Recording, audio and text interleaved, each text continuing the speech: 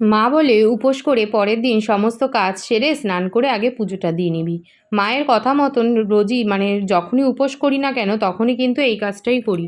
উপোস করে পরদিন সকালে হাজার কাজের মধ্যেও চেষ্টা করি বাসি কাজটুকু সেরে নিয়ে স্নান পুজোটা সেরে নেওয়ার।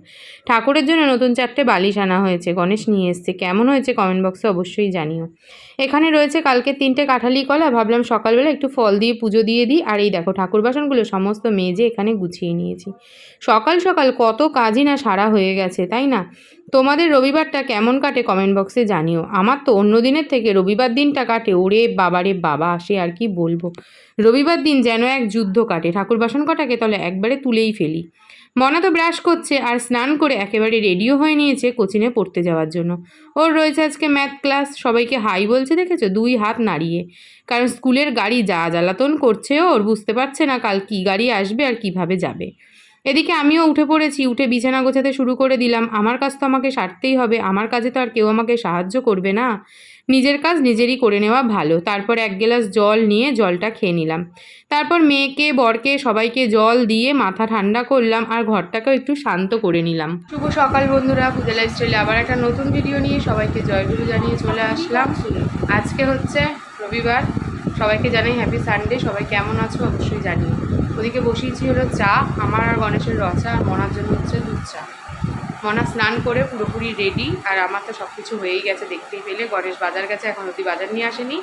আর মনার আজকে পড়া 15 মিনিট এগিয়ে এসছে। অন্যদিন তাকে 9টা দিয়ে ম্যাথ ক্লাস, আজকে রয়েছে 15টা দিয়ে, মানে একটু আগে আগে বেরোতে হবে। তো চলো এখন গণেশকে ফোন করি, বাজার কত দেবো সেটা একটু জিজ্ঞেস করি। বিস্কুট শেষ হয়ে গেছিলো, চা করার পর দেখছি যা বিস্কুটই তো শেষ। তারপর বিস্কুটটা ঢেলে নিলাম। আর জানো তো ফ্লিপকার্ট থেকে 2টো বিস্কুটের প্যাকেট অর্ডার করেছিলাম। 2টো না 3টে, একটাই মেরি, একটা হচ্ছে সুগার ফ্রি, আর একটা করেছিলাম হলো মমস ম্যাজিক। সুগার ফ্রিটা খেতে এত ভালো, এত টেস্টি যে তোমাদের কি বলবো। মানে একদম খাস্তা যাকে বলে। মেরি বিস্কুটটা কীরকম সেটা তো আজকে খেয়ে তোমাদের জানাতে পারবো। আর মমস ম্যাজিকটাও খেতে বেশ ভালো। বেশ বাজার নিয়ে চলে এসছে, আর মনাকে এখন দিতে গেছে কোচিনে। এখানে নিয়ে এসছে খারকোল পাতা, লাল শাক, আরও অনেক কিছুই বাজার নিয়ে যা যা যা যা এই ভিডিও চক্করে পড়ে সব সবজি বাজার পড়েই যাচ্ছে আমার।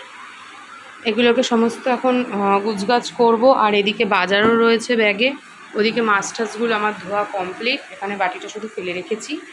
আর এখানে ময়দা বার করেছি, এটা দিয়ে এখন সকালের টিফিনে বানাবো হচ্ছে পরোটা। আজকাল লুচি খাবো না, আর এটাতে কালকের কিছুটা আলুর দম রয়েছে। কথায় আছে না, লোভে পাপ পাপে মৃত্যু। তো লোভ করে কোনো লাভ নেই, তাহলেই হবে পাপ। সেই জন্য পরোটার লোভকে ত্যাগ করলাম, করে আমি খাবো স্মুদি। যতই আমার লোভ থাকে পরোটার উপর, তবু পরোটা খাবো না, কারণ পাপ কিন্তু করা যাবে না। গণেশকে বানিয়ে দিলাম 2টো পরোটা, আর মেয়ের পরোটা সে তো আবার আসলে পরে বানাতে হবে। সে তো আর এক রাজনন্দিনী, সে আবার ঠান্ডা জিনিস খান না। যাই হোক, আমি গণেশকে 2টো ভেজে দিই, গণেশ খেয়ে নিক। আর আমার চলে এসেছি ওটসের স্মুদিটা বানিয়ে নিতে। আজকে গণেশকে বলেছি তুমি কি একটু টেস্ট করে দেখবে? বলে বানাচ্ছ যখন বানাও, আমি 1 চামচ একটু টেস্ট করে দেখব। বেশ ভালো কথা। বানানোর পর যেই মুখে দিয়েছে বলে বাবারে বাবা, এগুলো কি করে খাও গো তুমি? কিন্তু সত্যি কথা বলতে ওটসের স্মুদিটা খেতে কিন্তু আমার একটুও কষ্ট হয় না। পুরো সিন্নি সিন্নি লাগে কিন্তু খেতে। যারা খাও তারা কিন্তু অবশ্যই জানবে।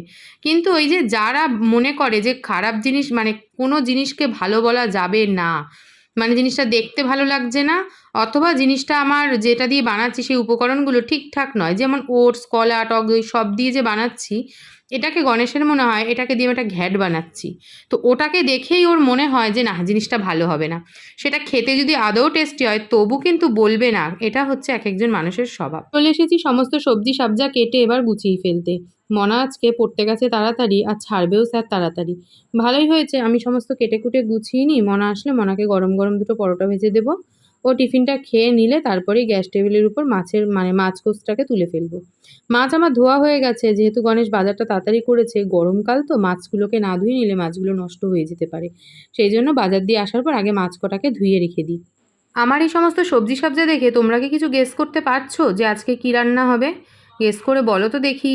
থাক ছাড়ো, আমিই তোমাদের বলে দিলাম।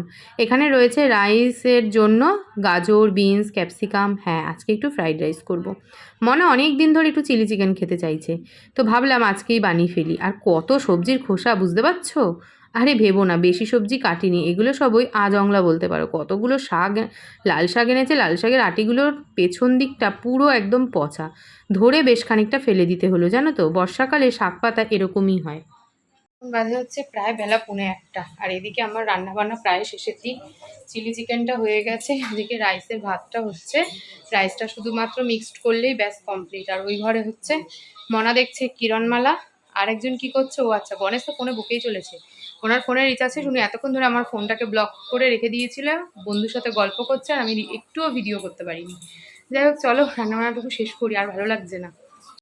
আজকে রান্না মোটামুটি রেডি। এটা হচ্ছে গণেশের, এটা গণেশের জন্য বেড়েছি। আর মনা অলরেডি খাওয়া শুরু করে দিয়েছে। চিলি চিকেন কেমন হয়েছে খেতে? দারুণ, সাথে ফ্রাইড রাইস। ব্যাস, মনা রিভিউ দিয়ে দিয়েছে মানে সেটা খেতে কিন্তু দারুণ হয়েছে। কি গো, শুভ সন্ধ্যা বন্ধুরা। সন্ধ্যাবেলা একটু রেডি হয়ে নিয়েছি, আর মনা গেছে গিয়ে মার বাড়ি, গণেশ ওকে দিয়ে আসলো। এখন আমরা দুজন একটু বেরোচ্ছি। কোথায় যাচ্ছি চলো তোমাদেরকেও সাথে নিয়ে যাই।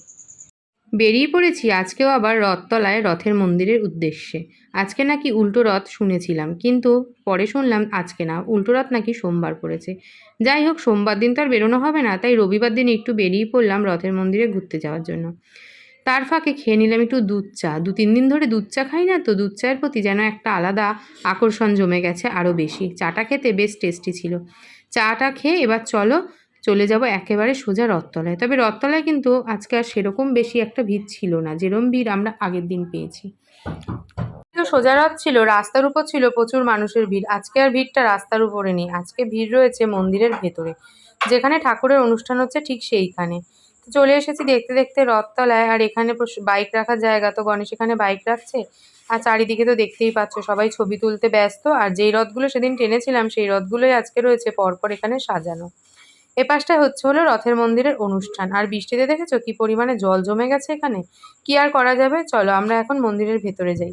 রথের মন্দিরের ভেতরটা কিন্তু অসাধারণ সুন্দর সাজায়। জগন্নাথ বলরাম সুভদ্রাকে দেখতেও কিন্তু দারুণ লাগে।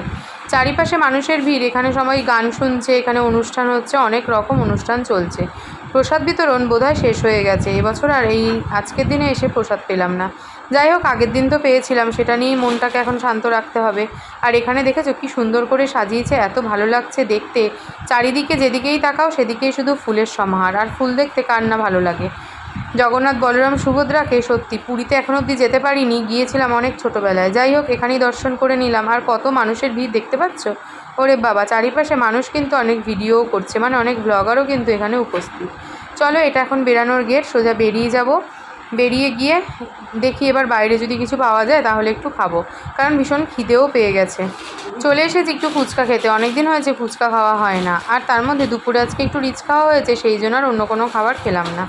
ভিডিওটা আজকে এখানেই শেষ করলাম। সবাই ভালো থেকো, সুস্থ থেকো, দেখা হবে একটা নতুন ভিডিও। ততক্ষণ সবাই সুস্থ থেকো, টাটা।